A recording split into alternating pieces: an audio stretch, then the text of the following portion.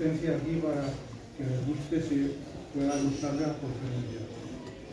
Con este acto continuamos en la serie que estamos realizando para conmemorar el 60 aniversario del Centro Cultural Católico de Libia, edificio en el cual estamos, que fue inaugurado en 1964. Antes de dar la palabra para presentar a los organizantes,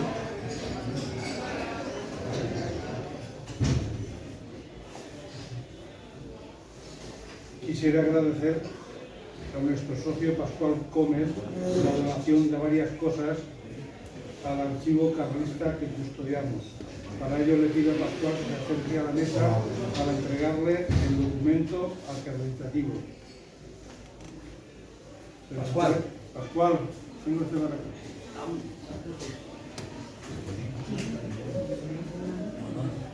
Vale. Pues esas ya las tenemos reservadas. No, venga. Se le entrega un documento de las donaciones que usted ha aportado al círculo, firmado y firmado. Muy bien. ¿De acuerdo?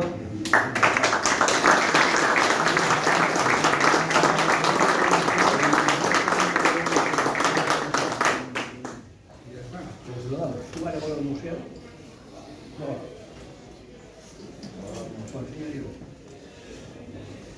Vale. Y damos la palabra a Héctor para que haga la presentación de nuestro invitado conferenciante de hoy.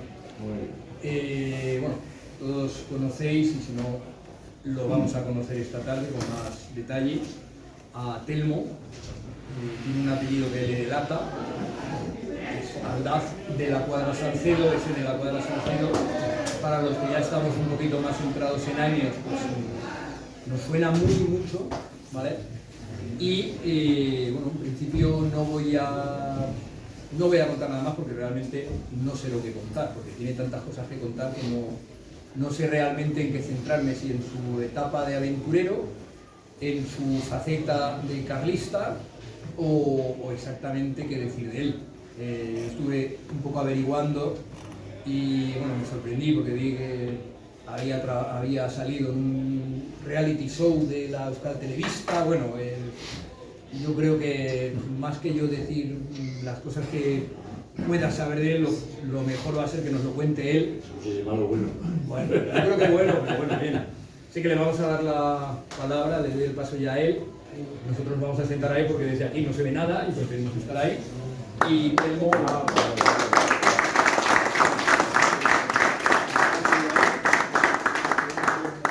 Hola, buenas tardes. ¿Se oye por ahí al fondo? ¿Se oye bien así o con micrófono? Vale. Pues antes de nada, muchísimas gracias de verdad a todos los que habéis venido esta tarde aquí. Muchísimas gracias al presidente, al secretario, a todos los representantes de este círculo maravilloso, que si no me equivoco es Círculo Tradicionalista Círculo Cultural Católico San Miguel de Libia.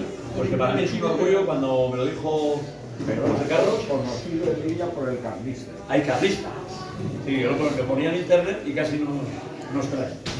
Pues de verdad que para mí es un orgullo estar aquí, un orgullo y un honor. Yo soy Telmo Aldaz de la Cuadra Salcedo, soy navarro, español, con un cuarterón vizcaíno, pero vamos, español. Pues hay un dicho en Navarra que es de los de la Ribera, que en Pamplona soy ribero, en Madrid soy de Tudela, o sea, soy de Navarra, y cuando voy al extranjero, español de cuerpo y alma, pues eso. Y carlista. Carlista por tradición y por convicción.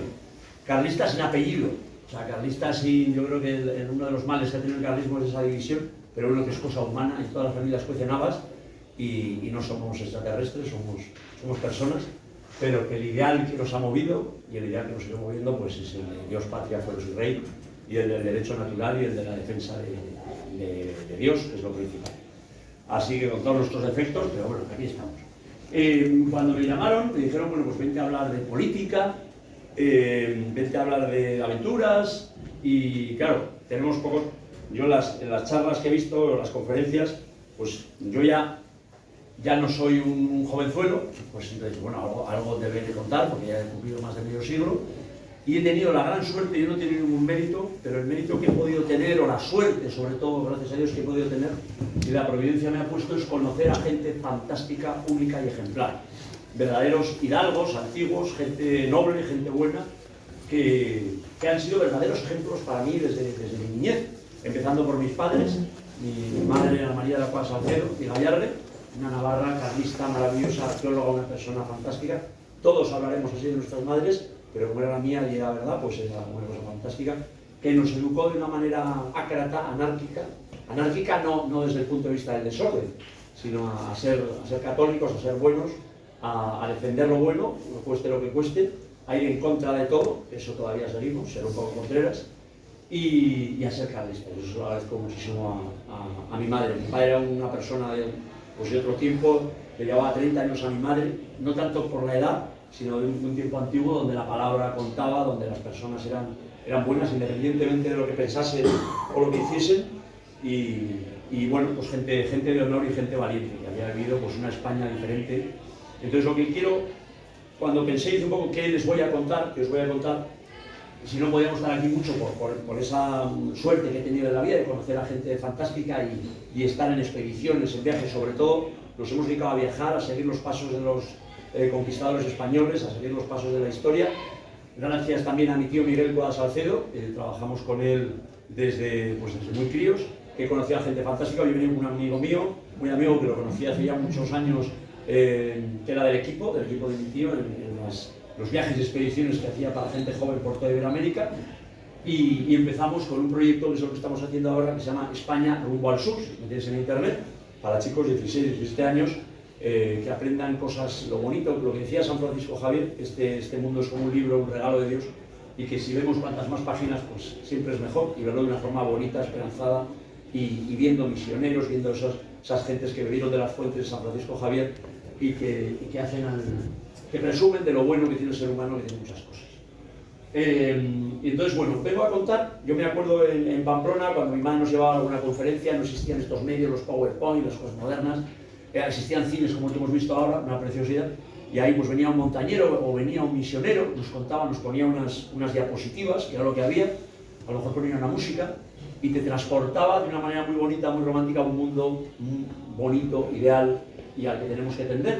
Y entonces he hecho un poco eso. Tenía un par de presentaciones ya hechas, pero yo mismo me había cansado de repetir lo mismo y de hacerlo. Entonces, he cogido el móvil en Casa de Navarra y en la Torre del Valle del Orf. Cuando murió mamá, pues estuvimos con pena, no fuimos en tiempo porque nos daba un poco de pena, volvimos, y entonces hice unas fotos que habíamos hecho durante el viaje, de una de las cosas que más orgulloso estoy, aparte de haber viajado con mi tío, aparte de haber conocido a cientos y cientos y cientos de misioneros, haber estado con este señor, Carlos Itario Elizondo, un carlista navarro, marino, universal, uno de los mejores arqueólogos navales que ha habido en el mundo, experto en las carabelas del siglo XV y un verdadero hidalgo español, una maravilla, que nosotros conocimos primero por su carlismo, porque tenía una editorial que se llamó, él fue de la guerra con muy pocos años de voluntario, su padre lo rescató entre comillas porque no quería que tan joven fuese al frente, y él estuvo ahí, bueno, pues con 16 años en la guerra, y era un auténtico valiente. Era marino militar de carrera, oficial, y en el año 62 reprodujo el viaje, desde un punto de vista arqueológico, del primer descubrimiento, de la primera flota del almirante Cristóbal Colón. Y hizo una réplica de la niña en Pasajes de San Juan, en Guipúzcoa, con Colón de Carvajal, que era marino y amigo suyo, el que luego mató a la ETA, el duque de Veragua, y decidieron hacer una réplica exacta de cómo fueron las naves esas que fueron y descubrieron América, e hicieron uno de los mayores actos providenciales de la historia de la humanidad, que fue la conquista y sobre todo la evangelización de América y por ende después del mundo. Esta famosa globalización que hablan ahora, pero una globalización espiritual. Bueno, pues quisieron hacer eso en el año 62, lo hicieron, casi se mueren, siguieron unos planos erróneos de Fernández Duro, que eran unos ingenieros navales que lo habían hecho para el cuarto centenario, en 1892, y se dieron cuenta que esos barcos no eran los que navegaban los antiguos marinos, como si de aquí a 200 años un experto ingeniero agrícola intenta decirnos cómo eran los tractores o cómo se araba aquí en la época del siglo XXI o el siglo XX. Bueno, pues, y hace una cosa errónea completamente. Bueno, pues eso es lo que pasó con esos barcos al principio, porque no había planos de esos barcos del primer descubrimiento, sino era una tradición oral que se transmitía por los carpinteros de Ribera e iban perfeccionando esa técnica, pero sabemos por los diarios de navegación las millas que hacían, la velocidad que hacía, la capacidad de ceñida, que era el contraviento. Bueno, eso que era una maravilla, nosotros en Poblet, me acuerdo, cuando íbamos a las misas carlistas o en Montserrat, o cuando íbamos al Cerro de los Ángeles, veíamos a Carlos Etallo con sus barbas, que parecía un Valle Inclán, amenazadísimo por la ETA, iba con una Luger, yo me acuerdo, una vez que porque él era padrino, era muy amigo de mi padre, era padrino de bautismo de mi hermano, y somos mellizos, junto con Amadeo Marco, si queda algún Navarro, que era presidente de la Diputación, que también era marino, íntimo amigo de mi padre, y ellos fueron nuestros padrinos de mi hermana y mío, entonces había mucha relación familiar. Lo veíamos siempre a Etallo como un personaje de novela, y nos contaba, en Poblet nos dijo, estos chicos, el año 92 me los voy a llevar a la Caravera, porque en el 5º centenario vamos a hacer una reproducción ya muy mejorada de lo que había sido La Niña Segunda, en el año 62, luego hizo La Niña de los Latranes Sanlúcar, que fue otra pasada, que ya fue una versión mejorada después de miles de millas recorridas con esa nave primera, que iban unos mangranos, iban unos chicos de amigos suyos de aquí de Valencia, y en el año 92 hizo esta que os voy a enseñar ahora. Y entonces he cogido, para no soltaros todo el rollo, del móvil que hice en la casa de mi familia en Navarra, hice unas fotos a fotos que habíamos hecho durante el viaje, y es un poco una visión muy personal, o sea, ahí salimos mucho mi hermano y yo, éramos unos críos entonces, estábamos fuertes pero éramos unos críos, y era un sueño cumplido después de toda una vida. Nos vamos a ir con el mejor capitán del mundo a conmemorar, encima éramos unos años. Y aquí he traído 2 libros que me da mucha pena no donarlos aquí, que en su día la daré, pero solo tengo estos 2, uno que sacó la Fundación Larramendi y otro que sacó Mafre Juan Arteme sobre el viaje de Etallo en el año 92, y donde participamos junto con 18, 19, 20 personas que fueron los de la dotación. ¿Y por qué tiene que ver con el carlismo? Primero porque Etallo era carlista, y luego porque todo el esfuerzo económico, humano, dinerario salió de familias carlistas, que dejaron todo frente a una comisión estatal del 5º centenario, que bueno, que visto con una perspectiva histórica no estuvo mal, porque era una representación de lo que hizo España en el mundo, pero claro, era una cosa moderna, tenían motores, era una cosa más, más política desde un punto de vista. En el mismo astillero, que os lo voy a presentar ahora, donde se hizo esta caravela, con poquísimos medios económicos, hubo una asociación que se llamó FUCUR, que era una asociación para la difusión de la evangelización del Nuevo Mundo, que yo creo, y así lo comprobamos, que fue uno de los principales motores que movió a esas gentes del siglo XV y siglo XVI a dejar su vida, como pasó aquí en el 36, como ponen las cartas de los requetes que salieron para defender, en favor del Evangelio y en favor de esa misión que todo católico tenemos en esta tierra. Y entonces, esta asociación pequeñita de unos navarros, entre ellos Nagore, había mucha gente allá, hizo un esfuerzo brutal, y la Asociación Estatal del 5º Centenario, porque claro, Etallo era carlista, no era un tío del sistema, y no comulgaba con ruedas de molino, y entonces boicotearon la construcción en el astillero Castro, que era donde se hacían las naves del 5º Centenario, con miles de millones de pesetas de la época, y esta era una cosa mucho más pequeña, como podéis ver, y tuvimos serios problemas en la construcción, fue una auténtica machada, una labor quijotesca, la de este señor que aquí tenía 70 y tantos años y que cruzó el Atlántico con los calcaños rotos, pero con una fuerza brutal. Y nos demostró que un militar, un marino, un carlista, podía ser, primero era un sabio, luego nos trató de maravilla, que éramos una tripulación neófita, por decirlo de alguna manera, donde el único que era experto era Michel Vialar, que lo veréis ahora en las fotos. Y esto, voy a poner una musiquita, voy a poner las fotos, perdonadme porque soy un troglodita informático, entonces no he sabido ordenarlas para que todas en el mismo archivo las he pasado del teléfono. Entonces vais a ver unas carpetitas que voy a ir moviendo y lo vais a ver. No voy a explicarlo mucho, esto es, desde el inicio fueron muchos meses, años de construcción, boicoteados por el poder. Etallo, con su tesón y sus ganas, pudo sacar adelante la cosa, y gracias al padre Alba, gracias a la Fundación Ignacio Larramendi, gracias a mucha gente particular, se pudo hacer con muchísimo esfuerzo y de una manera altruista este homenaje, esta expedición, que era un experimento científico arqueológico real, era viajar en el tiempo con las mismas técnicas. Intentamos no llevar nada moderno, desde luego no se llevaron temas de salvamento, no se llevaban radio, no se llevaba absolutamente nada, nos saltamos todas las normas de seguridad que había, y nos lanzamos a ese mar tenebroso que contaba, para demostrar cómo esos marinos españoles, el principal motor que les llevaba, porque eso así fue la evangelización y el descubrimiento del nuevo mundo. Os lo voy a poner desde el astillero, lo he dividido en tres cosas: construcción, astillero, en navegación y después un popurrí vario de la gente que apareció. Y esto es un carpetazo, un pantallazo de lo que me salía en el móvil de una manera un poquito más desordenada, pero yo creo que puede ser bonito para hacernos una idea de lo que fue esa expedición perdida en el tiempo con una gente que para mí se quedó grabada para siempre como un ejemplo de lo que tiene que ser un verdadero español. Sin más rollos, a ver si funciona este cacharro. Vamos a ver. A ver, con esto se prueba y luego no va. Vale, eso es. Espera. Y perdonadme porque, bueno, voy a ver si... Bueno, experimento. A ver, esto es... No, esto es navegación. No. Construcción. Bien, vamos a poner esta primera. Voy a intentar poner una música. Es un problema. Como veis, el PowerPoint no lo sé hacer. Espérate. Así. Ahora, ¿por qué no va? Espérate.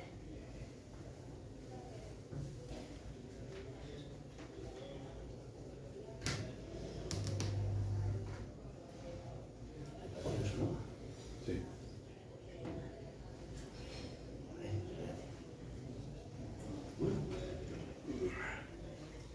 Porque no está bien. Ahora saldrá un anuncio porque esto es gratis.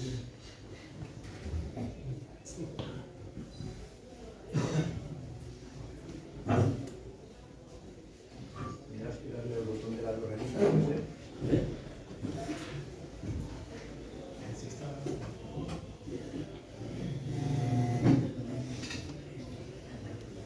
Sí, yo creo que existe porque me ha salido el mismo anuncio antes.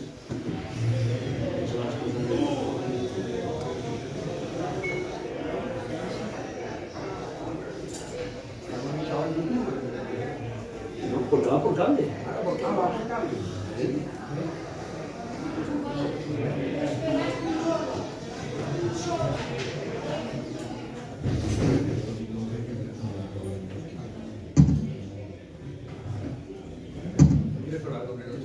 Sí, vamos a probar con otro, claro.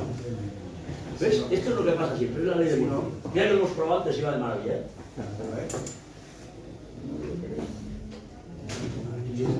A ver, este tú.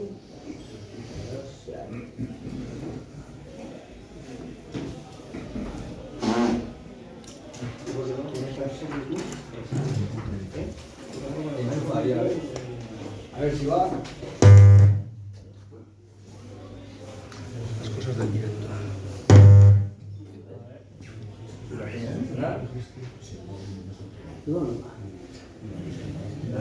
Ahí a la... sería las dos rayutas. ¿A qué? A las... ¿No? Debería. Héctor, ¿y por qué no lo conectáis por Bluetooth?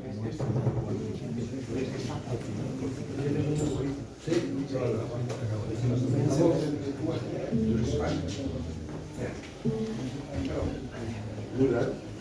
Vamos a ver si lo conectamos por Bluetooth. Puede ser.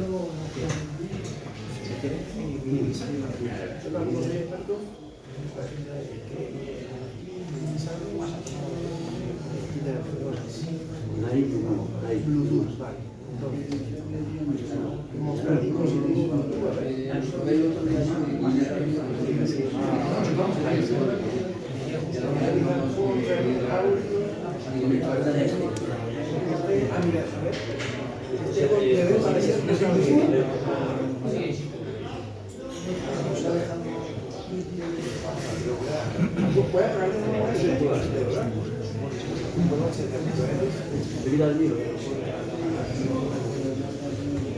Y si no, vale.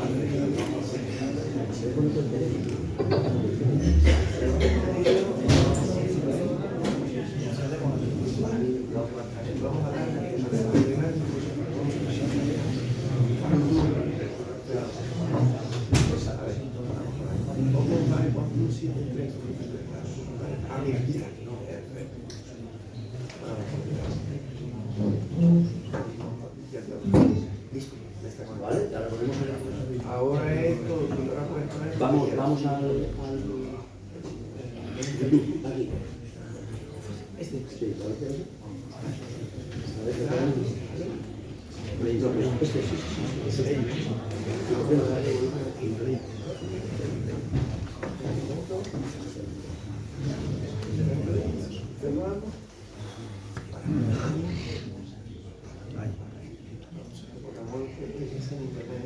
es internet, que lo va a Puede ser que a lo mejor vaya un poquillo lento, a ver que tarda un poquito. Esto, ¿qué pasa? No, mira si hay almacenamiento. No, eso no es. Pincha aquí. Sí, donde tú vayas. Pero el mundo está ahí. ¿Aquí? No, aquí. ¿Aquí? Joder, ¿dónde está? Salió un mundo ahí para... Pincha aquí. Esto es, mira, el wifi, ¿dónde está? ¿Aquí? ¿Un momentito? No, no hace falta. No, esto no es. ¿Aquí? Sí. Wifi. ¿Está conectado? Conectada seguro, vale, perfecto. Sí, sí, no. Culpa mía, todo culpa mía. Mira, aquí. ¿Tienes el sonido del ordenador? Debería funcionar. ¿El sonido del ordenador está activado? Sí, está activado. La otra opción es... La otra opción es... Ah, no, mira, claro, es que no sabes por este... Hostia, ahora sí. Ahora, a ver. Ahora, Espera. no va por Bluetooth. Ah, Debería es verdad. Yo sabes que haría, yo reiniciaría de nuevo el ordenador, apagaría y encendería de nuevo, porque está conectado. En principio está conectado y debería de... No, lo voy a bajar un poquito el... Bueno, si no se hace sin música ya está, pero bueno, con música Ah, mejor. a ver.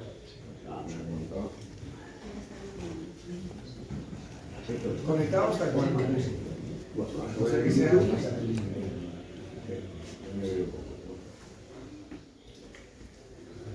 Cualquier cosa, a ver, pero una así.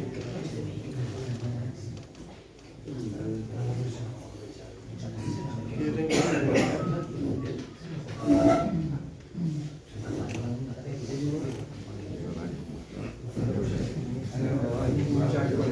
sonido.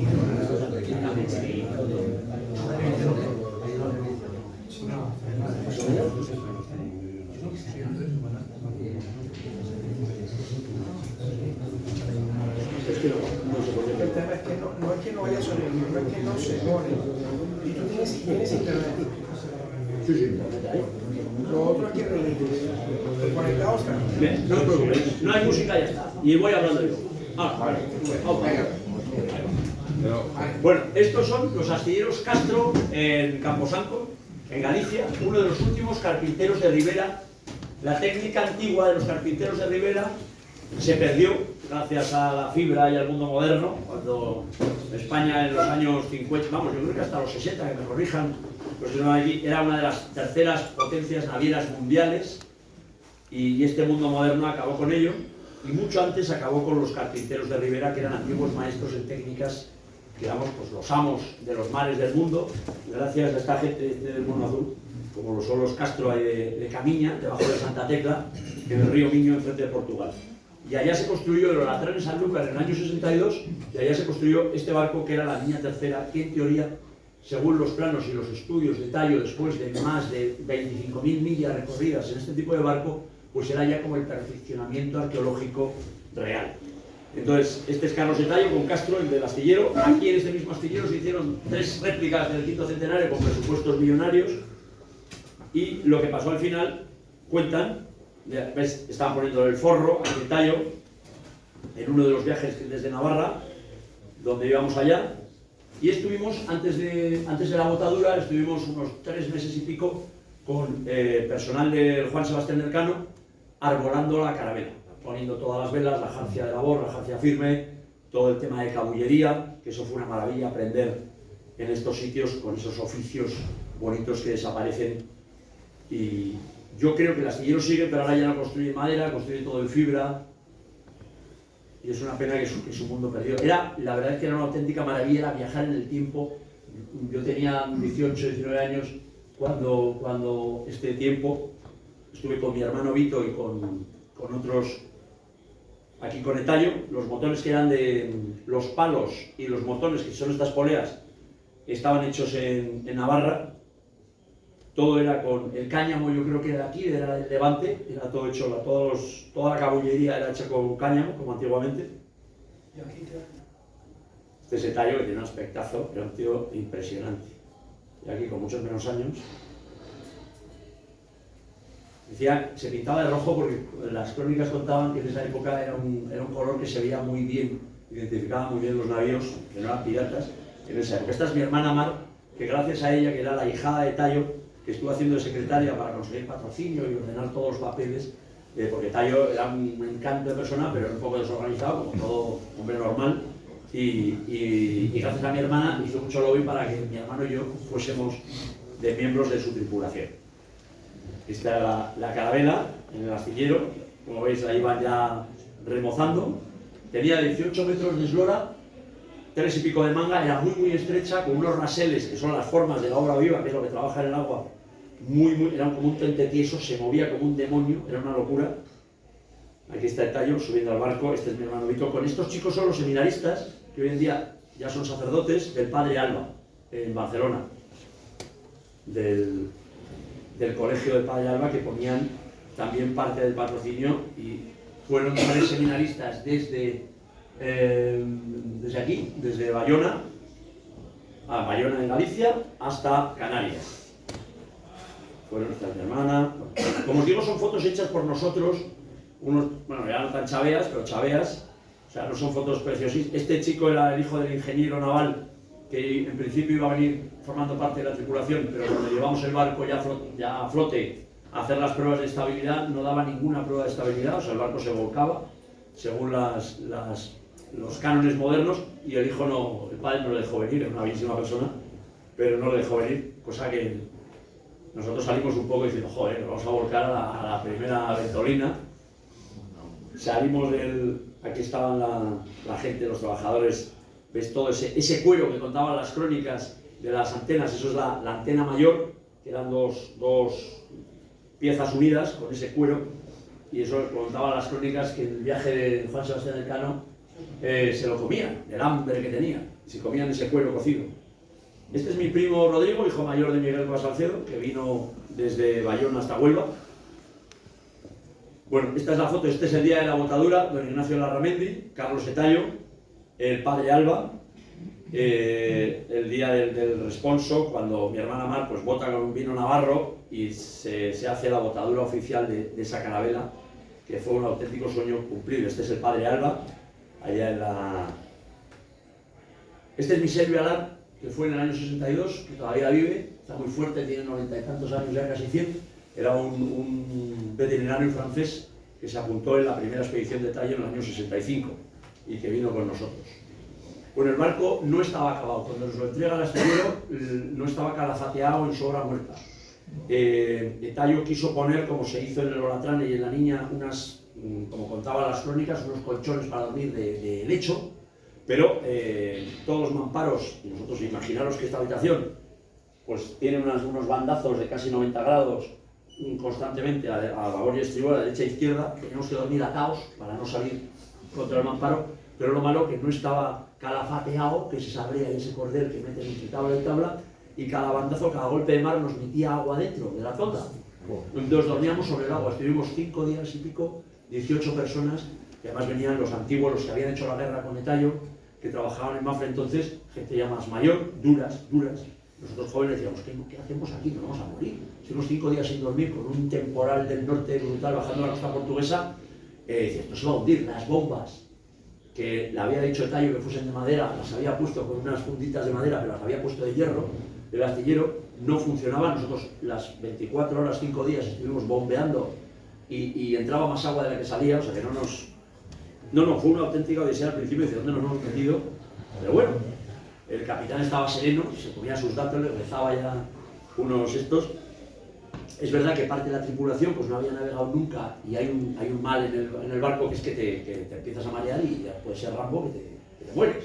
Y entonces más de la mitad de la tripulación, desgraciadamente, con ese mal estaba bastante tocada y fue un viaje duro. Entonces, esto era la noticia que sale que de la botadura, en el diario Navarra, ¿de acuerdo? Este es el Batrane. Bueno, aquí a nosotros emocionados, embarcando todo para adentro, el río Miño, que había unas corrientes brutales, los rezones, las anclas eran muy pequeños, lo decía el capitán, el herrero se las había hecho pequeñas y garreábamos, entonces teníamos que tirar 2 rezones para sacarlas sin ningún tipo de cabrestante, era una locura, todo se hacía a brazo y fue una maravilla. En esa época estábamos fuertes y nos daba menos, la ignorancia suele ser atrevida. Y entonces, pues nada, esto era el Miño, eso de enfrente es Portugal, que era hacía un frío brutal, pero recuerdo que era una maravilla, mi hermano y yo, subiendo a la carabela, aquí el día antes. Tallo estaba, pues, cuando organizas te haces más mayor y eres responsable de proyectos y llevar mucha gente, tienes muchos líos en la cabeza, o sea, la responsabilidad pesa, el mando pesa. Nosotros, pues bueno, tú obedecías y ya está, entonces no tienes buena responsabilidad.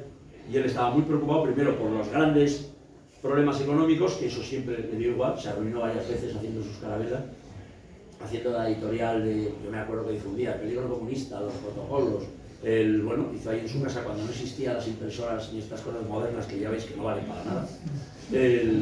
Bueno, pues tenía una imprenta en su casa, se reunió varias veces para difundir los milagros de Fátima, yo me acuerdo en las romerías. Bueno, estaba muy preocupado porque primero la tripulación no estaba completada, había gente muy entusiasta, pero que no éramos unos grandes expertos y menos en temas de navegación.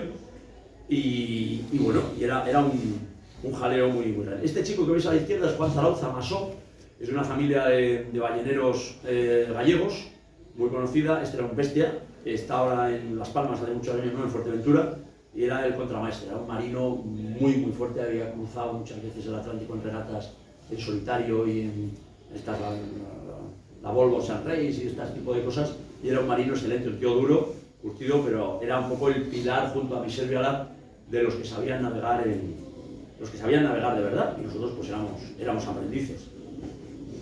Mira, este chico, el que está ahí, que no me acuerdo, perdón, porque tengo una memoria horrible de su nombre, que era compañero de Tallo de la guerra, y él trabajaba en Mafre, ya estaba retirado, y este chico es el que lleva ahora la Fundación Larramendi, que está Ignacio, es uno de los hijos de Ignacio, que estuvo navegando desde Galicia hasta para ver, se fue yo creo un poco horrorizado y dice, estos no llegan, se van a hundir, el pobre capitán va a desesperar, y estaba con lo único moderno que llevábamos, que era el sextante, que no es un invento del siglo XV, sino que es posterior. Nosotros llevamos una pequeña cámara de Super 8, que íbamos, no de Super 8, ya estas eran de cinta, que llevábamos allá, mi hermano y yo, con una cosa de mi tío, la Aventura 92, que habíamos estado. Este es Zarauza aquí probando en Bayona, Playa de las Américas, probando un poco la caballería. Para girar ese barco era endemoniado, era muy difícil, viraba por avante, teníamos que coger todo el paño, la mayoría era inmensa. Como os he dicho, la estabilidad estaba comprometida un poco porque le habían puesto más puntal en el astillero de lo que Tallo dijo, luego teníamos mucha menos estabilidad y fue complicado, para virar eran horas de un esfuerzo, y luego claro, nos fuimos entrenando, ya fuimos haciéndonos más expertos y las cosas ya iban yendo a mejor. Salimos el 25 de julio de 1992, salimos de Bayona rumbo a Huelva para salir, como hizo el almirante desde Sanlúcar de Barrameda, con un temporal, nos pilló a las pocas horas, un temporal del norte brutal que no paró hasta llegar a Cabo San Vicente.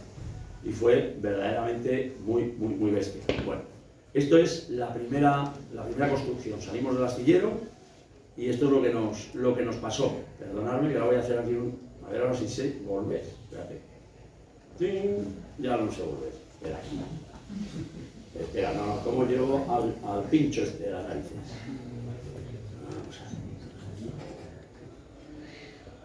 ¿Quieres que te ponga la música? Intentamos conectar con Sí, el móvil. sí. Ah, claro. Claro. A ver, espérate.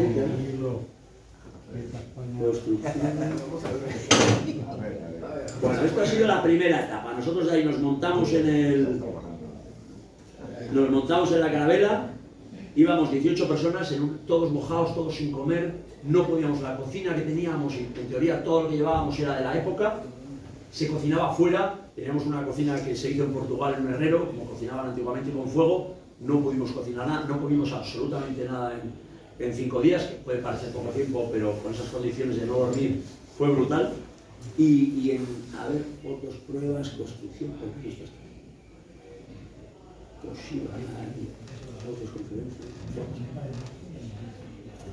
Navegación. Bueno, y aquí nos vamos a la navegación.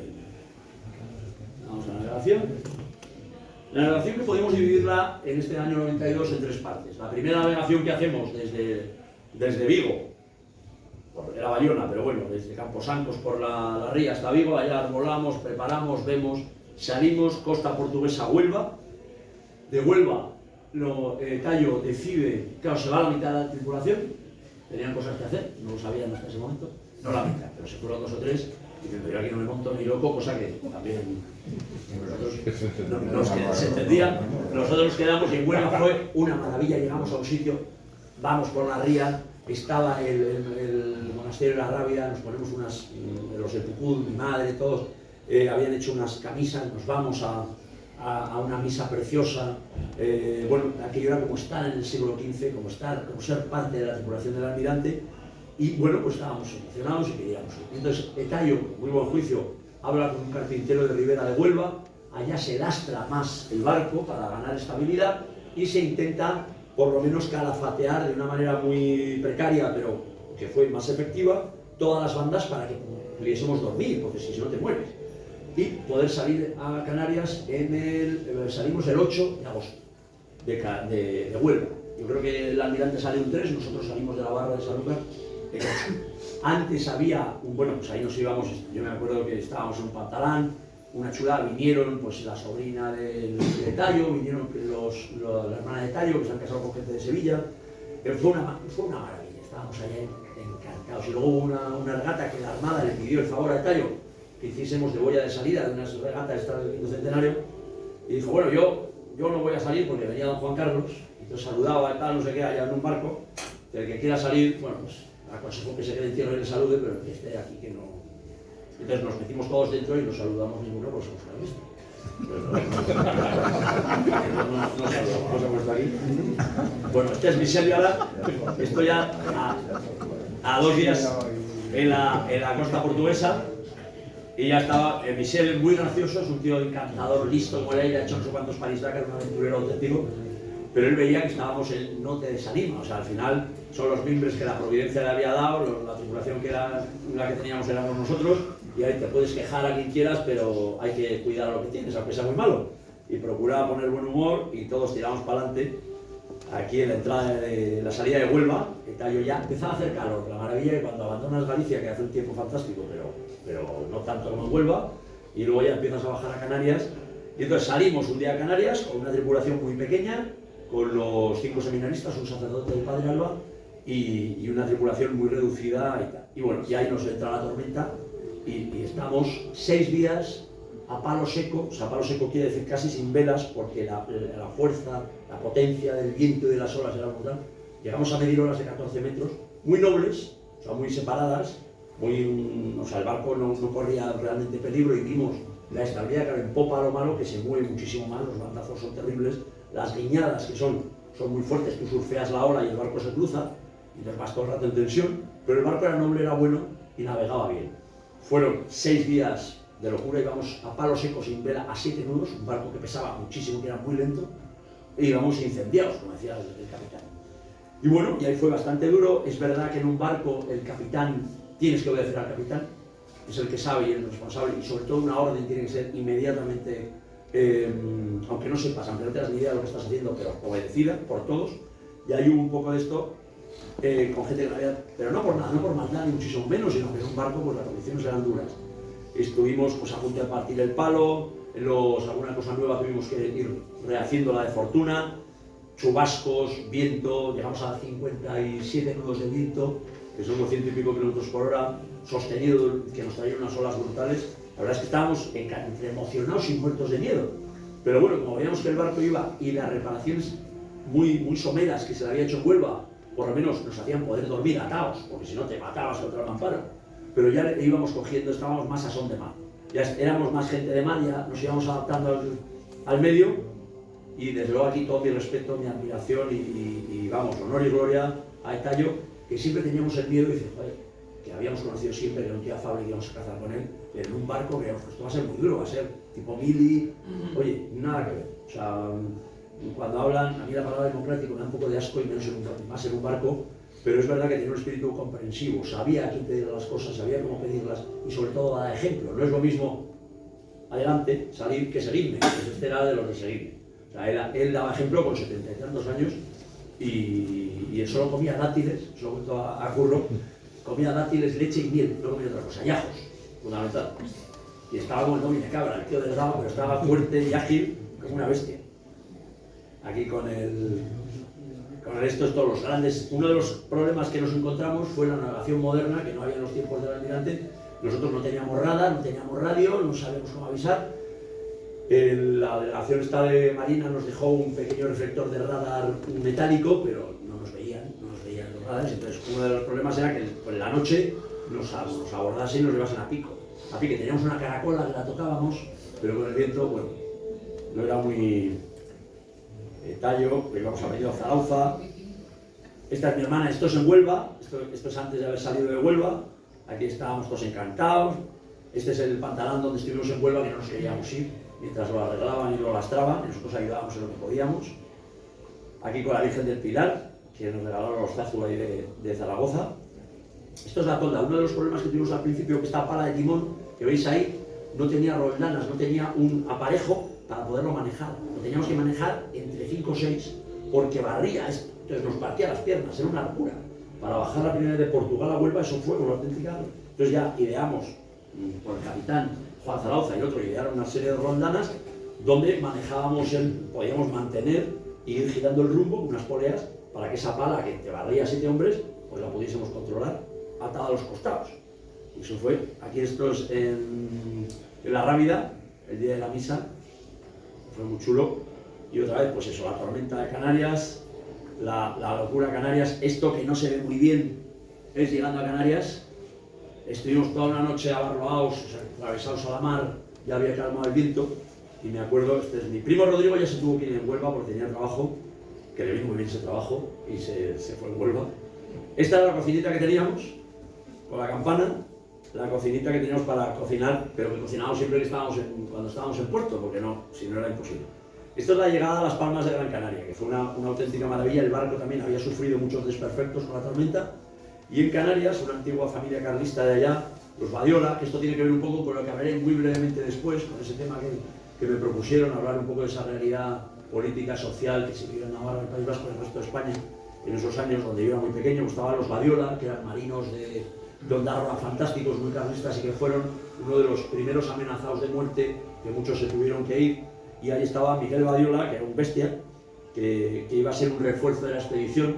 Otro día contaré en un grupo más reducido la novela que fue aquello, y al final no pudo venir. Miguel, que ha fallecido hace muy poco, aquí Miguel Badiola, que era un vasco de estos auténticos, un español de pro. Me encantaba porque alguna vez que íbamos a San Sebastián y estos borrocas, que son todos maquetos, empezaban a hablar en vasco y les hablaba en vasco de un arranchale antiguo y no lo entendían, no saben. El Batúa ese no es el vasco, y les cantaba a las 40 y era un tío de estos de Bilbao, chulo, o sea, te para aguantarlo también. Pero tenía una vida de pirata. Este tío este era el capitán de las parejas estas, de los barcos estos que pescan con una red de arrastre, de las parejas que le llamaban de pasajes, y con 17 años era capitán de las parejas en Terranova, y cruzaba el Atlántico y volvía, con 17 años, y mandaba marinos hechos y derechos de generación. O sea, era chulo, pero podía, o sea, sabía. Este es mi hermano de Las Palmas, hicimos, y este se le ocurrió aquí haciendo un curso y me ganó. Una rabia, tío, que también estaba muy fuerte, y tenía mucha marcha. Y yo estaba distraído en esa época. Aquí, bueno, pues un poco. Al final, en Las Palmas de Gran Canaria, este chico que veis aquí es David Domínguez, que es un gran amigo mío a partir de entonces, marino mercante, luego se hizo marino militar, ha estado mucho tiempo en el Sarmiento de Gamboa, con el barco científico del Instituto... el CSIC, el Centro de Investigación Científica. Y ahora está de práctico creo que está, no en Alicante, más arriba, más aquí que hay. O sea, está Valencia, Castellón, en Castellón. Bueno, pues hubo un refuerzo. Entonces él fue a los astilleros Castro, le dijeron que había salido la carabela, dijo yo que había acabado la tesis doctoral y la hizo sobre las carabelas y sobre el tallo, y se vino a la tripulación. y en Las Palmas de Gran Canaria se incorporó. Este chico es hijo de una familia carlista, amigo de los Armas de Canarias, es Jorge González. Este es Miguel Ramos, que eran compañeros en las naves del quinto centenario que se habían amotinado en Puerto Rico, y muchos de ellos se salieron, y 3 de ellos se incorporaron en las carabelas de Etayo. Etayo estaba más tranquilo porque eran personas que, a pesar de que esas carabelas llevaban motor, llevaban un barco escolta de la Armada, tal, pero habían estado 2 años como marinos profesionales y sabían mucho, y aparte eran unos tíos afables, buenos, educados, patriotas, eran gente que, vamos, con la que puedes ir a cualquier lado. Y eso pues, nos subía a todos muchísimo la moral. Esta es la familia carlista, la madre de Jorge, con las incorporaciones canarias que tuvimos, muy graciosos, muy buenos. La verdad es que aprendimos a comer gofio, nos pusimos todos como bolas de esto. Bueno, aquí después de 21 días de permanencia en Las Palmas, esto es unas crónicas que contaban un poquito la expedición. Esto es ya en La Gomera. Nosotros cuando salimos de Las Palmas de Gran Canaria y llegamos a La Gomera, que cuentan los marinos que es una cosa más difícil que llegar a América, porque entre las islas, que son muy altas, se encajonan unos vientos con el efecto Venturi y te parten los palos. Bueno, fue pasar del Cabo Escojonado, que así se llama, el Cabo suroeste de Las Palmas, a Tenerife. Eso fue una noche, una locura. Bueno, y este es hermano de Ignacio Larramendi, un cura, que en San Sebastián de La Gomera. Bueno, pues aquí ya hubo un lío, hubo un cisma, hubo motines, tuvimos como una expedición de seguridad. Dice, el cura se nos rebeló. ¿Por qué? Porque no entendía la autoridad de un capitán. Y dice, oiga, este es cura, hasta las coves, es un cielo de persona, pero el que manda es el capitán. Bueno, yo acabamos con cuchillos en la borda, Pero bueno, de buena voluntad, o sea, todo el mundo era bueno, pero bueno, al final, y ahí hubo un cisma, hubo una especie como de tal, yo como soy carlista, pues eso de los cismas ya estoy muy acostumbrado y lo veo muy natural, y entonces y entonces estábamos con el capitán, vosotros solo queréis la aventura y no la evangelización. Que no, padre, que queremos la evangelización también, pero que te mandas el capitán y todavía no ha renegado de la fe, o sea que es... Bueno, pues ahí hubo un reajuste también, era muy duro, y yo desde aquí quiero dar las gracias al padre Alba y a toda su gente de haber llevado a estos seminaristas, que ahora son sacerdotes, y que son pues, las últimas piezas de la cristiandad en el mundo, y que tuvieron el valor de meterse en un mundo muy diferente al suyo, muy duro, muy bestia, y aguantaron muchísimo, o sea, que fue una auténtica maravilla. Bueno, pues aquí en San Sebastián de La Gomera estuvimos un mes que no hemos vivido mejor en la vida. Al principio no había nadie, luego empezaron a salir gente por allá, nos hicimos amigos, había unas chavalas estupendas. Bueno, aquí con la Laurisilva, el monte, no nos queríamos ir de esa isla en la vida, no queríamos pasar a América, estábamos encantados. Bueno, este es el Larramendi de Etayo, mi madre, el Pucud, como se llamaba Fernández, el notario de Pamplona, que apoyaba esto es el muelle de San Sebastián de La Gomera, la Virgen del Pino, y nos llevó mamá a una romería. Mamá nos despidieron a todos allá en La Gomera, que era una maravilla de romerías. Canarias es una preciosidad. Entonces, esto es Valle Gran Rey. Aquí está un chico de Alicante que vino, un marino, amigo de Tati, David Domínguez, nosotros. Aquí en Etayo, partiendo leña, lo subimos al Garajonay, hicimos acopio de leña, de agua, de vino, areucas. Los de Las Palmas nos habían dado un barril de ron. Yo en esa época no bebía nada, pero se lo bebieron. Y nos salvó de muchas guardias, por lo menos a los marinos buenos. Bueno, pues estas son fotos, como os he dicho, más familiares, más... Esto es de Armas, Zarauza, Etayo, Salvador, de Pamplona, Jaime Salvador. Etayo en esta pinta entre el ministro de Castro y Don Quijote. Aquí se partió los calcáreos porque la carabela no había muelle, o sea, el muelle es una barra, y llegó un día, claro, había bajado tanto la marea, no había luz, botó a la carabela y cayó con los 2 calcáreos, 7, como si una persona de 70 años que caiga de allá de pie. Se partió los 2 calcáreos y a pesar de eso cruzó el Atlántico como capitán, totalmente útil. Bueno, estos son fotos, esto es de Las Palmas de la otra vez, Zarauza, Salvador, Vialar. Fue aquí mamá, que fue una de las impulsoras de todo este jaleo, junto con mucha gente aquí los de Armas. Bueno, son fotos, como os he dicho, familiares. ¿Qué pasa? Voy a hacer aquí una especie de paréntesis con las fotos de Lolatrane, que aquí fueron los Manglano, en el año 65. Y estas son las fotos que yo veía en casa de Carlos III de Etayo, que nos ponían unas filminas, unas diapositivas. Yo de pequeño decíamos, no hemos visto nada más auténtico, nada con menos marketing, porque no salía en las revistas, por lo menos nosotros lo veíamos.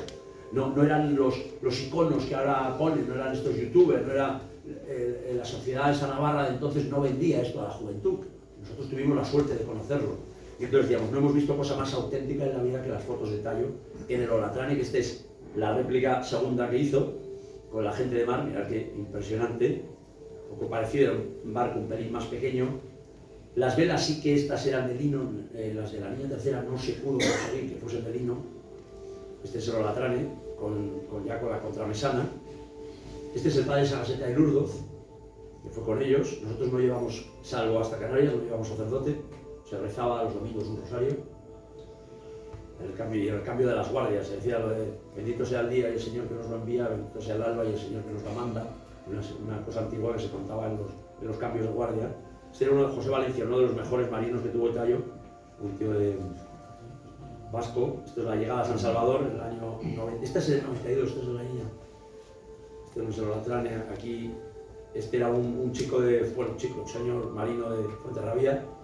Las boletas, para no aburrir, y esto ya es nuestra navegación. Esto ya es con la cabullería, con los líos, era un lío navegar aquello, o sea, no lo podéis imaginar.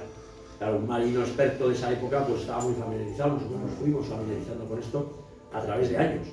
Esto era la cámara dentro, lo que os he dicho, estos son los cabos, los sistemas que se hacían para que la caña no te barriese, pues si los veis por aquí, por ahí, a los lados, el palo ese rojo esa era la bitácora, y de tormenta navegábamos desde abajo y luego se abrió esto de la tolda y desde ahí manejábamos desde arriba con los cabos esto, que era mucho mejor. El Tallo. Entonces, Badiola ideó estas literas que no eran lo más auténticas. ¿Por qué? Porque en el siglo XV no había esas tablas, pero fue la única manera de no morirnos todos de humedad y sobre todo de no poder, porque aquí te podías atar bien y dormíamos. Los que estaban de guardia, sabéis, el régimen de guardia es un barco en la mar, no para nunca, no hay piloto automático. Entonces hacen 3 cuerpos de guardia que te va rotando. En el sistema militar antiguo español nunca estás a la misma hora, siempre vas cambiando los turnos, que es un poco más duro, pero bueno, también es bonito estar en todo tipo de guardia. Entonces vivimos aquí con el sextante, en los días de calma estuvimos arrastrando la calavera, nadando, había tiburones. La verdad es que fue esto es con la vela mayor latina, porque el capitán investigó y descubrió que no solamente llevaban velas cuadras, sino llevaban velas latinas en barcos de descubrimiento que les permitían ceñir, que es ir en contra del viento. Aquí, Zaragoza. Fue un viaje auténtico en el tiempo, con gente estupenda, gente buena y bueno, con un ideal. Este está llevando el barco, el que está sentado está llevando el barco, ve la aguja de marear y con 2 cabos maneja el tiempo. Aquí nos echamos con agua de mar, llevamos una escopeta por si acaso. Esta es la vela mayor con las bonetas, que son estas piezas para abajo.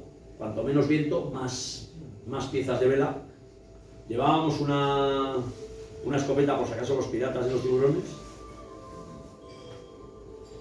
Aquí en momentos de comida, cuando pescábamos algo, que Tallo muy preocupado porque al final no fuimos a San Salvador donde nos esperaban todos y teníamos medios de comunicar. La única vez que intentamos decir que íbamos a un sitio fue un barco en 12 días de calma, y nos tocó 10 días de calma en pleno Atlántico, o sea, 1400, o sea, el 12 de octubre de 1992 estábamos en una calma inmensa en medio del Atlántico y vino un barco muy asustado con unas americanas que estaban todos como escondidos, nos vieron por si acaso éramos piratas, teníamos una pinta muy rara, no teníamos radio.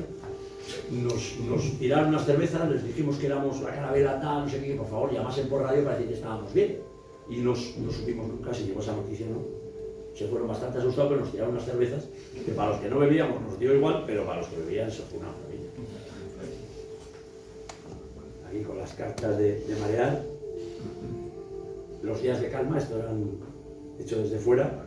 Este se trajo un fusil y pescaba los peces gatillo, que estos son venenosos, pero eso, el pez ballesta, que tiene una esto, pero luego te los puedes comer. Y veis, cada vez estábamos más morenos, más yendo hacia el sur, mejor tiempo, más calor, el alisio nos llevaba. Entonces, quitando el fondeo,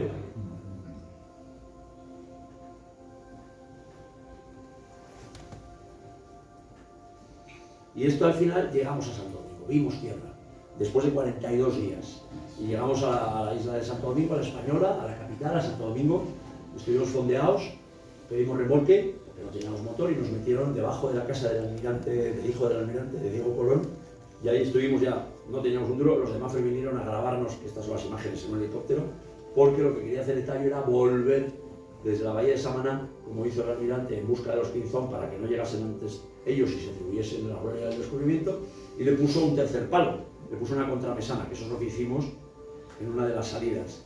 ¿No veis que tiene un palo ya a la copa? Esta es la casa de... Esto es el río Zama, y fue un descubrimiento verdadero. O sea, yo ya había estado en República Dominicana con mi tío, cruzando el mar, pero con un barco moderno, y llegar aquí fue un sueño cumplido real. Y entonces te das cuenta, desde un punto de vista muy llano, cómo llegabas a la hispanidad. O sea, tú llegabas con hermanos, ya era un país que ya estaba cristianizado. Nos fuimos a misa, me acuerdo la primera vez, en la calle de las Damas, que es la primera calle de América. Todo en Santo Domingo es la primera América, porque es la primera ciudad, la primera calle, la primera todo. Y fuimos a misa, y a la hora de la paz, claro, los navarros no somos muy de abrazos ni de tal. Y bueno, la paz, dése usted la paz. Bueno, y todos ahí unos abrazos, unos besos. El pobre capitán estaba horrorizado, pero fue muy bonito. Entonces, nada, llegamos allá. Este es el remolque que nos dieron para entrar al río Zama.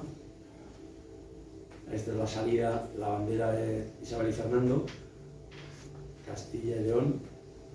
Ya en Santo Domingo llegamos y se decide que el barco no vuelve navegando. Estuvo allá un año y pico. Mi hermano se quedó estudiando arquitectura. Yo me quedé preparando una expedición de Diego Méndez de Zamora, que era el primer español que hace en el cuarto viaje del almirante, se quedan náufragos en Jamaica.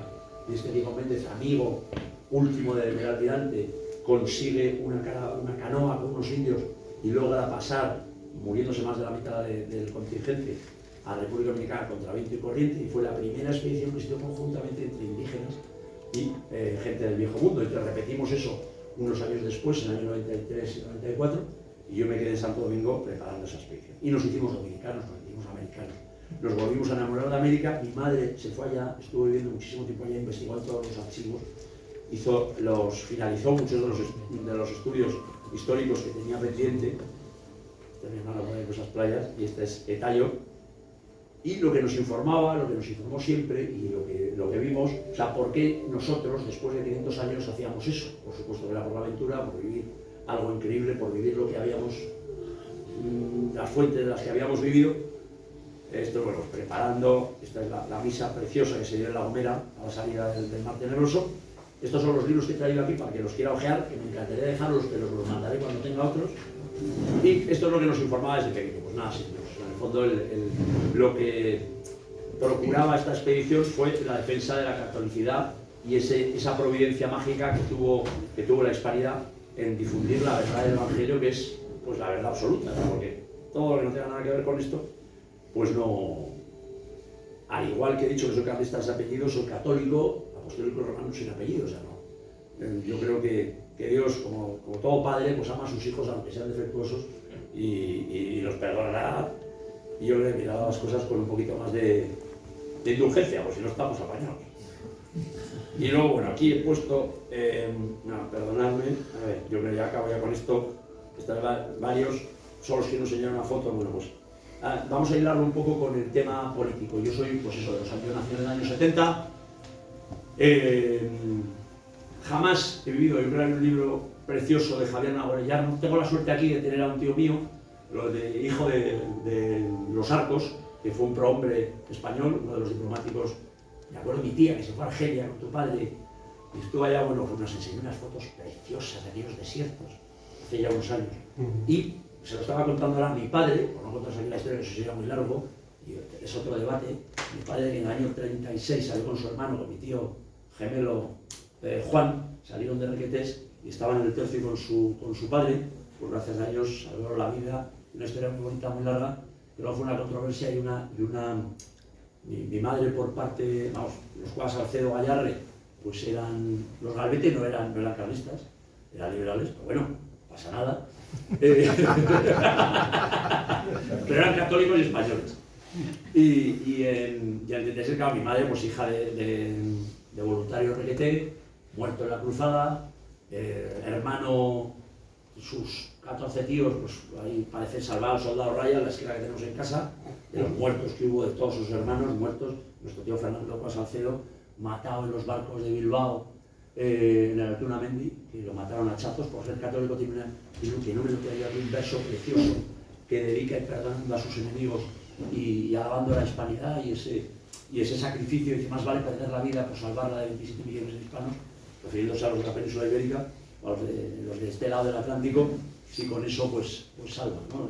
Entonces, gente de verdaderos héroes. Estuve con mi hijo pequeño hace 2 años en donde la ría, donde habían estado atracados estos 2 barcos, que pues, si hubiésemos estado en otro sitio, harían memoriales a la memoria, no sé qué, donde mataron a esa pobre gente, fusilados, hachazos, ahogados después de 1000 torturas, y habían puesto unas crucecitas de piedra, y estos, bueno, por no decir palabrotas, después de 80 años la tiraron al agua ya. Intentamos recuperarlas, eso todavía queda pendiente, y están allá tiradas porque el odio es a Dios, y es al bien, y eso es así, y eso es lo que hemos visto.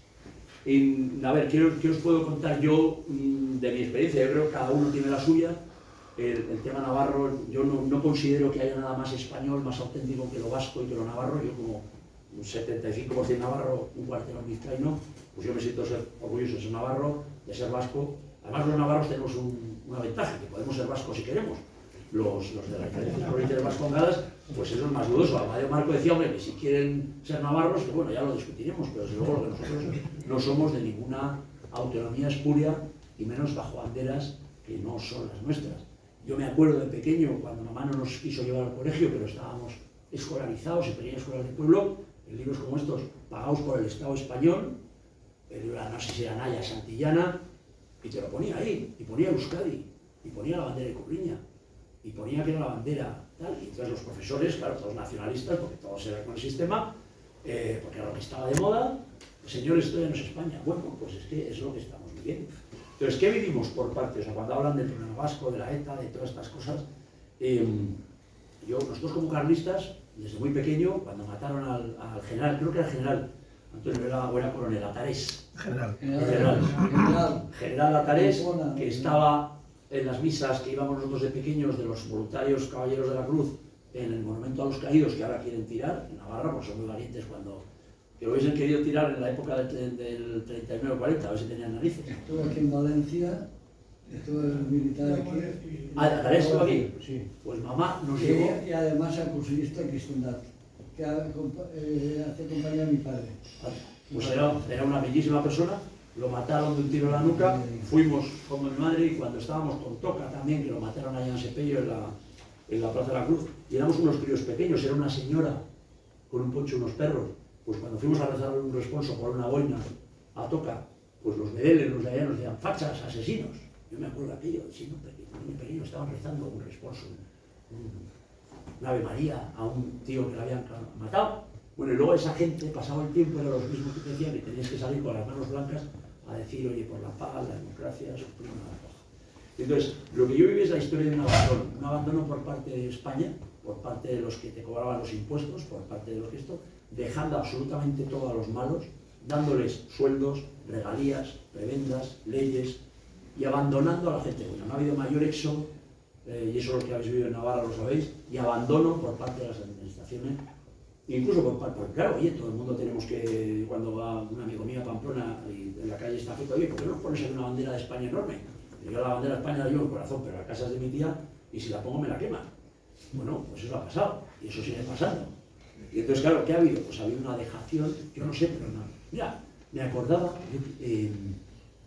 ¿Iribas? ¿No estuvisteis con Iribas? Yo he vivido en lo viejo. No he vivido toda la vida porque trabajábamos y nos movíamos por toda España como los nómadas y los gitanos, que era lo que nos gustaba. Pero cuando volvías a tu tierra, y mi madre nunca se cayó, era amiga de todo el mundo, respetaba las cosas, pero era firme en las creencias y en las postulados, jamás dejó y defendía lo suyo. Una vez, en un pueblo de la Ribera, que vino Peces Barba, mi mamá se fue, nos dejó en el frontón chiquiticos, quedaros aquí jugando, y se fue con una bandera de Navarra y la laureada, que no se tenía que haber quitado nunca, a gritar Navarra foral y española, Navarra leal. Le cogieron los guardias, la llevaron por ahí, casi le detienen, pero como era a la sazón prima carnal, el ministro de Justicia de aquella época, pues no le hicieron nada. Pero bueno, la tuvieron en Navarra. Bueno, pues eso era la Navarra resistente, eran 4 una señora y dos niños, y Nagore y todos aquellos que intentaban pues vivir, defender lo bueno, pero contra todo un sistema muy poderoso y con mucho dinero. Y lo que vimos en ese momento fue una dejación absoluta. Pues lo que pasa ahora, tú estás en contra de lo que dices, oiga, esto no creo que sea coherente, no creo que sea normal, que es lo que hicieron todos los carlistas durante su época, que es lo que nos explicaron a nosotros. No es, para mí el carlismo jamás fue un movimiento político de arriba abajo, o sea, no fue cuatro intelectuales que dijeron, estas son las normas que hay que seguir, y unos adeptos a los que convenció a través de la palabra o el dinero, y al revés. Es la respuesta popular de gente familiar que respeta a Dios, que respeta la moral, las virtudes, no la ley hecha a conveniencia del poder, sino la verdad, y da su vida en un momento dado por eso. Y eso fue el carlismo, para mí eso es el carlismo. No son conveniencias, no son conquistas, no son tal. Pero es verdad que dentro de esa política, que a mí no me gusta nada, hubo una realidad frente a un terrorismo que campaba a sus anchas, que estaba financiado, donde los que estaban en contra eran totalmente demonizados y condenados al ostracismo económico, laboral, social, y eso pasó así, y cada vez más. Pero hubo un paréntesis, yo por eso respeto mucho, claro, aquí la liberal, me podéis llamar lo que queráis, pero después de niño pequeño viendo jueves, viernes, sábado, domingo, batallas campales auténticamente, donde los averzales, borrocas, lo que sea, campaban a sus anchas, rompían, hacían lo que les daba la gana, llegó un señor como Aznar, un señor como Iribas, yo creo, que era Iribas era de Tafalla, no, de Estella. Aplicó la ley y dijo, señores, aquí los partidos que la Diego Lorenza los quitó, y en 2 meses se acabó con aquello que parecía endémico y horrible. Y a estos tíos les quitas el dinero, les quitas esto y se acaban en 2 años. Pues es así. Y hubo una ley que luego este famoso sistema, Zapatero, el infame señor este, yo no lo conozco personalmente, pero es un infame, porque por sus lados conoceréis, volvió a declarar legal todas estas cosas, volvieron y ahora están gobernando España. Los tíos que pegaban el tiro en la nuca, y nosotros somos fascistas, yo jamás he sido fascista, pero los que salieron, mis abuelos, mis padres, mi familia que salió para defender la fe y la vida de sus hijos, por Dios y por España, esos son fascistas, y los que te pegaban el tiro en la nuca hace nada, esos son gente de paz. Pues no. La verdad, o sea, el bien y la verdad se tiene que decir, y eso es así, independientemente de lo que sea. En Leiza, en el año 2018, hubo una foto de, estábamos comiendo bajo los árboles, pusieron ETA una bomba en una pancarta en el paraje de Hurto que hicieron la Santa Misa. Digo aquí el sacerdote que lo hizo, y aquí estamos todos viendo, cenando, comiendo bajo los árboles.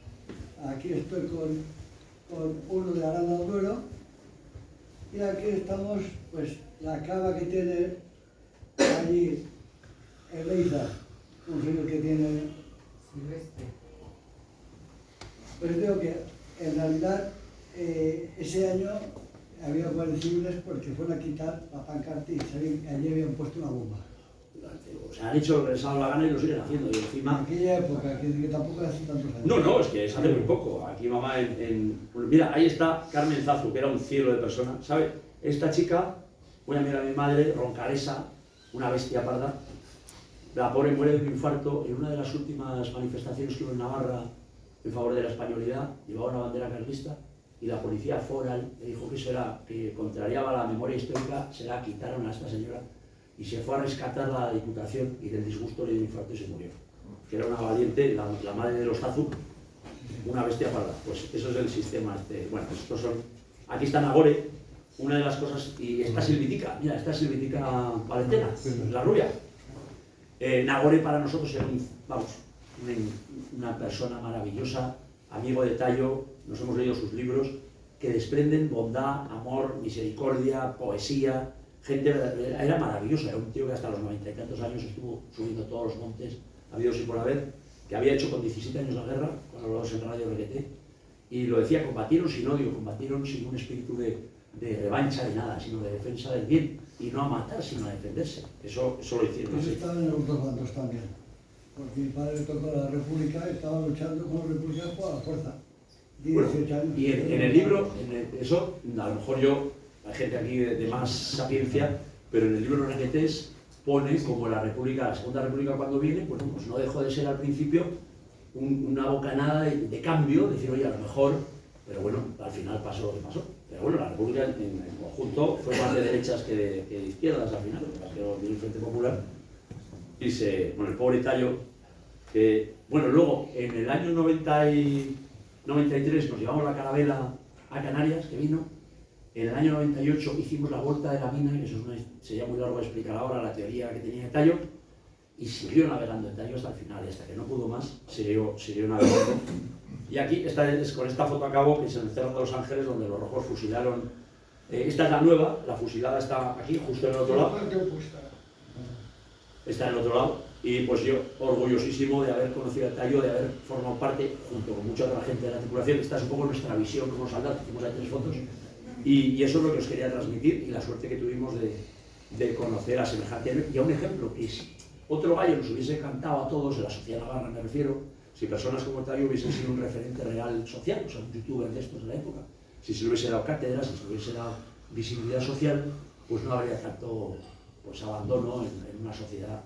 Pero bueno, no sé dónde leí que en los tiempos malos, pues como hay siempre gente buena, lo que tenemos que hacer no es porque nos quedamos buenos, sino porque tenemos el bien, pues no cejar, no desesperarnos, y al revés, como en esos temporales que vivimos, pues oye, tener confianza en Dios y saber que al final ganamos. O sea, que la película no es por hacer spoiler, pero al final vencemos.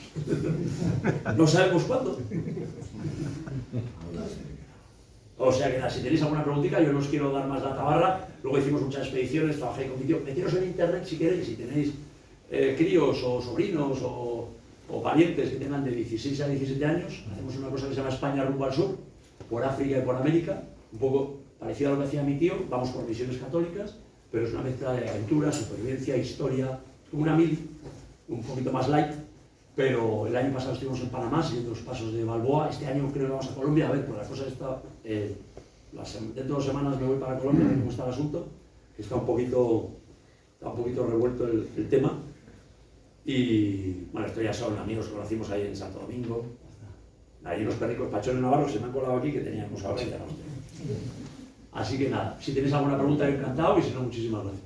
Yo pedirte que pronto vuelvas y repitas el siguiente. No te rindas, ¿vale? Muchas gracias. Tuve el honor de estar varias veces con Tallo, varias veces. La editorial era Sancho y Fuerza. Sancho Fuerte. Y me he regalado varios ejemplares, uno que guardo con mucho cariño, y además ha sido una pequeña Biblia que aconsejo a los jóvenes porque no han leído, y a los mayores porque a lo mejor tampoco han caído, que editó la editorial y él lo pagó por todo el mundo, los protocolos de los sabios de Sion. Aconsejo que el que no lo haya leído, lo lea, porque entenderá lo que está pasando en el mundo, que no es una improvisación. Esto fue una reunión que hubo en Basilea, Suiza, de los poderosos del mundo, donde trazaron las líneas maestras de todo lo que está hoy sucediendo en el mundo. Que los acusaban de apócrifos, es mentira, pero para ser apócrifos, o no, mucha adivinación tuvieron. Tiene su justificación, y es que para desacreditarlo los poderes y sobre todo los medios desacreditaron porque decían que había sido elaborado por los poderes zaristas. En consecuencia, los servicios secretos zaristas les acusaban de ser los editores o impulsores de esto. Y claro, evidentemente era la contrapropaganda. Yo no sé si serán ciertos o no serán ciertos. No tengo documentos.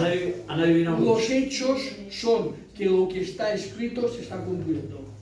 No, y la realidad es tozuda. Yo no sé si es verdad o no, pero lo que hemos podido ver y los que tenemos ya unos años, pues cuando tú defiendes una idea o tienes un tipo de cosa, pues los poderes o los que tienen capacidad para ponerte ahí, lo que hacen es condenarte al ostracismo, y si tú te adhieres a la corriente de ahora, pues bueno, pues tienes todo tipo de cátedras, prebendas y para bien. O sea que eso es una realidad que denuncias al mal, porque yo creo que en el fondo es una eterna lucha entre el bien y el mal, todo, todo.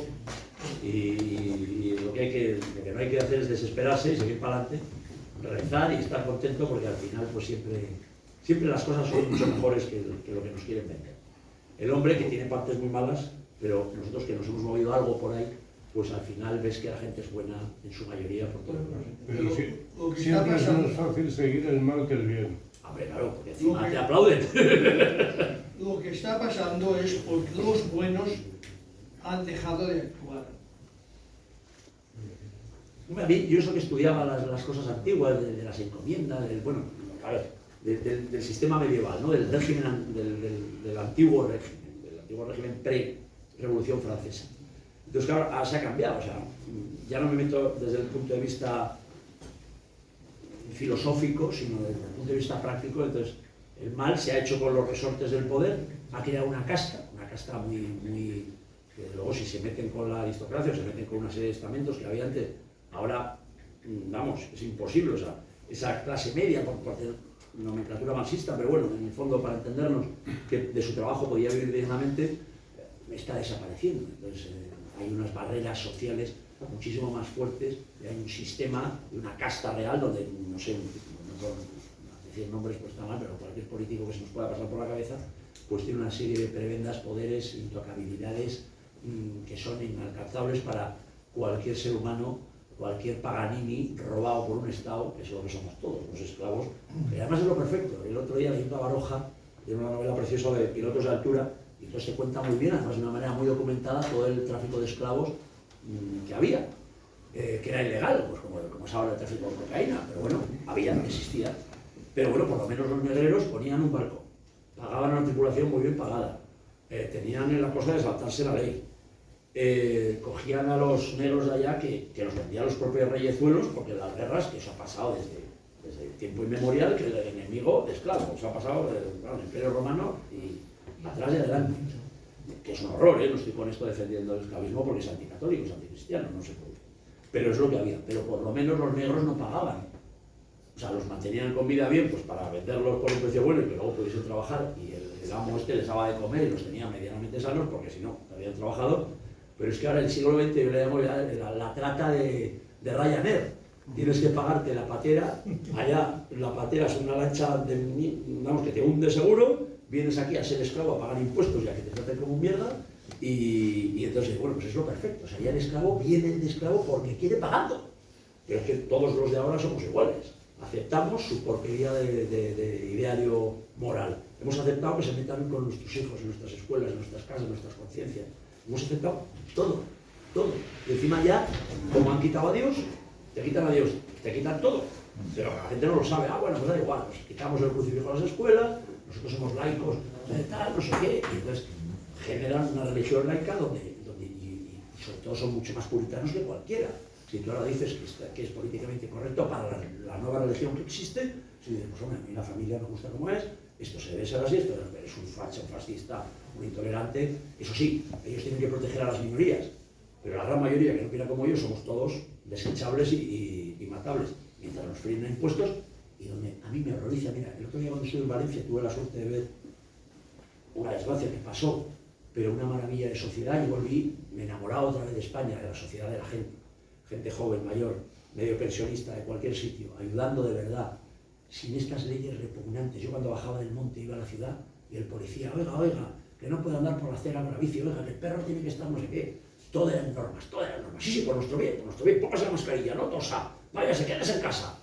Bueno, pues en las inundaciones de Valencia la gente ayudaba porque quería y el policía no le decía, caballero, póngase la mascarilla. Entonces la gente es lista, sabe lo que hace, ayudaba. Entonces esa libertad que hemos perdido, ahora cualquiera te dio claramente, cualquiera te dice cuánto ganas, cualquiera del banco te dice voy a llamar a Hacienda, no sé. O sea, vivimos en una Cuba multiplicada por 15, lo que pasa es que no nos enteramos, porque tenemos un móvil y podemos ver Instagram, y puedo decir que no sé quién es muy malo, pero es mentira. Entonces vivimos en la era de menos libertad del mundo. Entonces bueno, pero que hay que luchar y hay que ser. En casa decían, mande quien mande, siempre contra el prior. En aguas claras contra corriente. O sea, por eso tenemos un espíritu contreras que es un poco pesado, porque también es verdad que somos malos gobernados, pero yo creo que es el espíritu que hay que tener ahora. Estar en contra de todo, y lo que venga de estos más. porque será malo seguro. Entonces, es así, como si te viene un tío a venderte bueno, con este líquido vas a rejuvenecer, vas a ser más guapo. Mentira. Entonces, esto es lo que te venden cosas fugaces, totalmente malignas, en el fondo lo sabemos. Así que nada, muchísimas gracias, no os voy a convencer. Yo, cuando me dijeron que hablase de política, esa es la política que yo vi, a lo mejor he centrado en el tema del asqueroso de la ETA, pero yo creo que estamos viviendo, es más actual que nunca. O sea, ahora mismo los que dependen nuestras... menos mal que a mí yo hice Derecho, no hicimos la mili por ser muy americanos por mi padre, aunque mi padre es navarro, pero hizo la guerra con los americanos, y nos libramos de jurar la Constitución, que en casa está repudiada. Tenemos en el lado del cuadro de Zumalacárregui el no a la Constitución que votó mi madre, por pues todos los males. Y yo creo, amigos liberales, familia liberal, muy bien intencionada, católicos, que se han creído a la democracia y que se han creído este sistema, pues yo creo que con los años han visto que es un verdadero error y es el principio de todos nuestros males. Por eso cuando dicen que es que soy constitucionalista en Barcelona o no sé, yo jamás. Desde la Constitución de Cádiz, que ya vinieron todos los males por ahí, yo me acuerdo cuando íbamos a Cádiz y la Pepa, no sé qué, jamás iba a la Constitución, nunca. Y entonces, bueno, puedo estar equivocado, no sé, a lo mejor es que la decisión pues está alcanzada. Una preguntita. Cambio de tema. La línea 3 que construisteis es una réplica exacta de cómo fue la línea. Réplicas exactas no hay, porque no hay fotos. No hay fotos, y no hay planos. No hay planos. No hay planos, hasta mucho después no hubo planos físicos. ¿Por qué? Porque era un secreto. Vamos a ver, era como el de Columbian. Ahora la NASA ya no se lleva repartiendo en Google sus planos de los motores. ¿sabes? No. O sea, era, vamos a ver, era un arma de poder, era un arma además de oficios que se transmitían los antiguos gremios.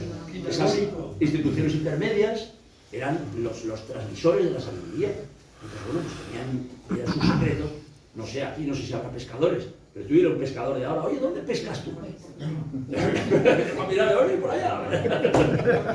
Pues lo mismo. Entonces, réplica exacta, no. Pero el Tallo lo que hizo es un experimento arqueológico diciendo, si yo sé cuánto ciñe, cuánto tarda, ceñir es qué capacidad tiene contra el viento, qué aparejo tiene, qué tipo de vela, qué tipo de medidas, más o menos con las descripciones de los pilotos, yo quiero construir algo que se asemeje a esas características. Y te dice, un coche del siglo XXI podía ir por una autopista plana de no sé qué a 130 km por hora. Y dentro de no sé cuánto tiempo, donde la gente vaya levitando o teletransportada, dirán, ¿cómo hacemos un coche? Porque se han perdido, gracias a Internet, se han perdido todos los datos del mundo. Entonces, apagón. Entonces, no saben cómo se hace. Hacen una cosa parecida por la que hay de datos, de fotos y tal, que se hayan recuperado, y sobre todo porque podía ir a 130 por hora y hacía tal. Pues esa es no es la más exacta porque fue saboteada por el quinto centenario, pero es de las más exactas que hay en el mundo, sí. Y más auténticas, por supuesto. Porque no ha habido ningún otro que le haya echado las narices, que le ha hecho el Tallo para poder llegar a esa conclusión. Quería comentar también. ¿Había alguien por ahí? Sí. Me pongo de pie para que me veas la cara. Sí. ¿Qué ha sido del barco este tan estupendo que construiste? Bueno, pues este barco que lo construyó de Tallo, los astilleros, nosotros éramos la tripulación que le ayudamos. Gracias a Mafre Guanarteme, a Larramendi, volvió a España, lo llevamos a Las Palmas, luego nos lo dejaron para hacer la vuelta de la mina. Estuve 3 años navegando en ese barco, más o menos. Y ahora se quería hacer un museo, al final no se hizo, y el Ayuntamiento de Las Palmas lo ha puesto en una rotonda. Yo no sé lo tengo por aquí Bueno, está en una rotonda de Las Palmas de Gran Canaria. ¿Qué pasa? Que los cruzar, como le llaman a los homeless o lo que sea, lo utilizaban para meterse ahí a dormir, y alguno hizo fuego y se ha quemado. Y se quemó. Pero era muy bonito porque es como un entierro vikingo. Al final todo se lo va a llevar el viento. O sea, no hay nada que dure eternamente. O sea, estamos para otro mundo. Y al final fue muy bonito, era poético ver esa carabela ardiendo, que salió en los telediarios, habiendo navegado ahí, y era como un honor bonito que eso se perdiese de esa manera. Hombre, y ahora está, pero lo que pasa es que llegaron los bomberos, lo regaron, no dejaron que se quemase entera, que hubiese sido más chulo. Y ¿Se han quedado los restos? Se han quedado los restos, pero todavía no se ha rehabilitado. Es una pena, porque es verdad que es un espíritu, ese espíritu contreras, ese espíritu auténtico. A mí siempre lo contaban en casa, cuando Don Quijote veía gigantes, porque era un poeta, porque era un artista, porque era un místico. En cambio Sancho Panza, que era, pues veía molinos, Bueno, pues Itayo veía gigantes y era un místico, y entonces veía esa trascendencia de las cosas que van más allá de la materia. Y al final por eso nos gustó que se quemase, aunque fue un desastre. Pues ahí está. Gracias. ¿Alguien tiene por ahí alguna pregunta? Entiendo que te sientes orgulloso de todo ese proceso, ¿no? De todo ese viaje que hizo España para... Yo te pregunto a ti, desde tu punto de vista, ¿qué crees tú que se podría hacer para que la gente en general aquí en España se sienta más orgulloso de esa hazaña? Yo te digo lo que me pasó a mí. Primero, ser católico, tener la cosa del Evangelio, que es amarás incluso a tu enemigo, que es lo que más me cuesta, y ahora eso. Lo de poner otra mejilla a un teólogo ya me lo he explicado, que no es tan así. O sea, tú no tienes que... O sea, es una cosa metafísica, no es ahora me das aquí, dame aquí, soy un masón, no tiene nada que ver. Pero amar al enemigo tengo. Primero eso. Y luego viajar a América. Yo tuve la suerte, primero de viajar con los libros, de viajar con la historia, de las historias de nuestro antepasado, Francisco de la Bodega y Cuadra, o de San Francisco Javier, cuando íbamos peregrinando a Javier de pequeños y mamá nos explicaba todas las navegaciones que había hecho este señor y toda esa maravilla. Entonces se te mete con una especie de imaginario poético, y luego cuando cumples más años y tienes la suerte, yo fui con mi tío con 17 años, trabajando con él junto con 800 personas en un barco, cruzando y de vuelta el Atlántico, llegas a América y hablas con los caciques y te metes en una España, o sea, es como, era un viaje en el tiempo, era una España del siglo XVIII, o sea, te ibas por las calles, esas calles de las damas, o en la antigua de Guatemala, o te ibas a los sitios y te reconciliabas, porque primero oías hablar un español antiguo, un español correcto, cualquier indiecito de un pueblo perdido, con su acento te hablaba un castellano, un español maravilloso, y no se perdían esas costumbres. Y tú llegabas a una iglesia y veías la platería, y hacías un poco qué nos pasó a nosotros. Nosotros en este experimento llegamos a República Dominicana. Una señora y con 3 chaveas nos matan a todos. Tú imagínate en esa época, por mucho arcabuz, con la esto mojada, sin caballos, enfermos de escorbuto, nosotros casi teníamos escorbuto, los indios nos cogieron de la mano, hubo un encuentro, polémico, no polémico, lo que tú quieras, y hubo un hermanamiento y una fe. Y eso es así. Y hay en naufragios de cabeza de vaca, que eso es una de las mayores hazañas que ha hecho hombre alguno, cuando pasa andando por todo lo que es toda la franja norte de Centroamérica, bueno, de México, norte de México, lo que es ahora Estados Unidos, el sur, y uno de los dos pacíficos, como los indios, que había malos y buenos, había antropófagos, canallas, asesinos, esclavistas, y había gente buena, porque el derecho natural es así, o sea, somos hijos de Dios, independientemente de lo que creamos o no.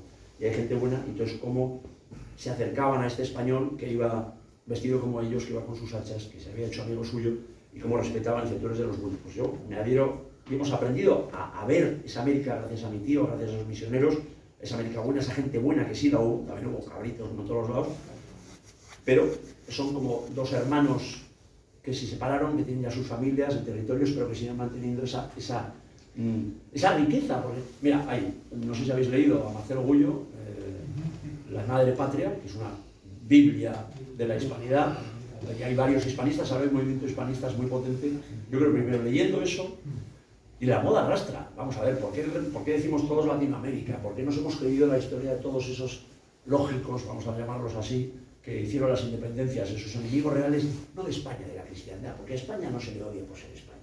Eso olvidarse. España, sin ser católico, España no es nada. Y es así. España es algo porque reivindicó y difundió el Evangelio por todo el mundo. Por eso se le odia y por eso se quiere acabar con ella, no por otra cosa. Nos creamos el centro del mundo, porque defendimos y enarbolamos la cruz que lleváis aquí en Montejurra, y eso es lo único que hay. Si uno tiene esa fe, eso que nos une, y una historia realista, o sea, tampoco hay historia rosa, o sea, nadie...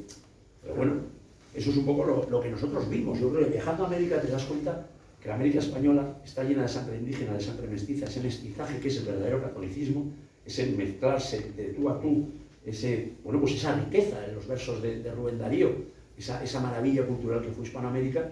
Bueno, pues yo creo que esa potencia que tenemos que aprovechar y no dejarnos, pues no sé, dilapidar por estos sajones protestantes y herejes, pues yo creo que eso es un poco lo que... ¿No crees que falla a nivel de divulgación? Cada ¿Crees vez que aquí habría para sacar 100 películas de Hollywood más? Pero si Hollywood ha sacado películas de los que mataban a los indios y eran los buenos, claro, imagínate los españoles. Que hay un fallo ya a nivel, digamos, no sé si decirlo central, sino divulgativo, ¿no? Pero De no poner en valor la Vamos a ver, historia. en Tallo, yo me acuerdo con los milagros de Fátima, se gastó millones de pesetas para difundir los milagros de Fátima. Iba a Hollywood, habló con un director de Hollywood. El poder es muy bestia, te condenan al ostracismo. Tú, si mañana haces una película de perversión más horrible, de oscuridad más asquerosa, de que el hombre es malo y no hay esperanza, es como el infierno de Dante, te van a financiar, te van a hacer lo que sea, te van a poner. Si tú mañana dices, oiga, no, defiendes el bien, te van a aniquilar, pero eso ya lo sabemos, da igual. Lo que pasa es que hay que ser más, y lo que dicen ahora, aunque seamos 12, aunque volvamos a ser 12, al final tenemos que ganar, o sea, no. Da igual, y por eso no creo en la democracia. Si mañana todos aquí decimos hay que mandar a ese niño enfermo, eso es mucho que 100.000 millones de personas lo digan, pues ya está. Al final da igual el número que sea, si unos pocos defienden y conocen la verdad, y no se dejan engañar. Pero ahora hay un movimiento, yo creo, bastante. Internet es un arma de doble filo. Y jóvenes inquietos, que los hay muchos, ya están hartos de comulgar con ruedas de molino de este sistema repugnante, ya están. Y se enteran, por lo menos, de las cosas. Y tienen capacidad para investigar. Que yo creo que eso no es como antes, que a lo mejor pues había menos, no lo sé. Pero bueno, en todas las épocas el tío que ha sido curioso y tirado para adelante, pues lo consigue. ¿Usted dónde es? ¿En qué sitio? De Venezuela. Ah, qué bonito. ¿De qué sitio? De Caracas. Nosotros estuvimos en el 94. Estaba Carlos Andrés Pérez. Estuvimos con Charles Pérez Huercarías, que era un ministro antiguo de allá, que fue ministro de la Juventud, que es el que descubrió los tepuis. Y gracias a él, ya un jesuita guipuzcoano, nos fuimos con los guicuanas, con los maquinitares del Alto Ventuario. E hicimos una curiaga, 3 curiagas, con 10 de ellos.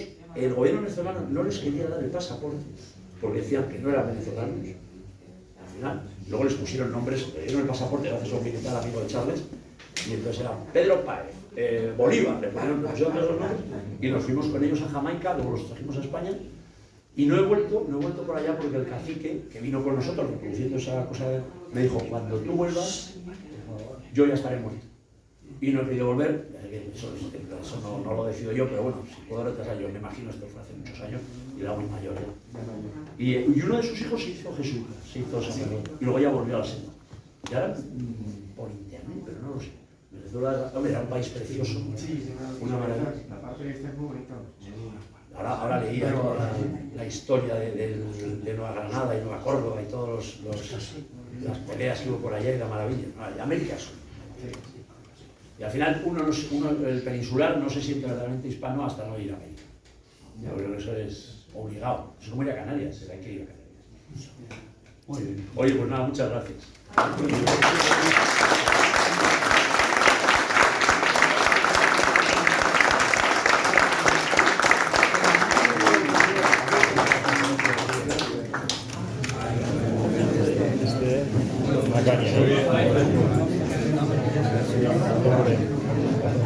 ¿Dónde quiere la próxima? Sí, y este era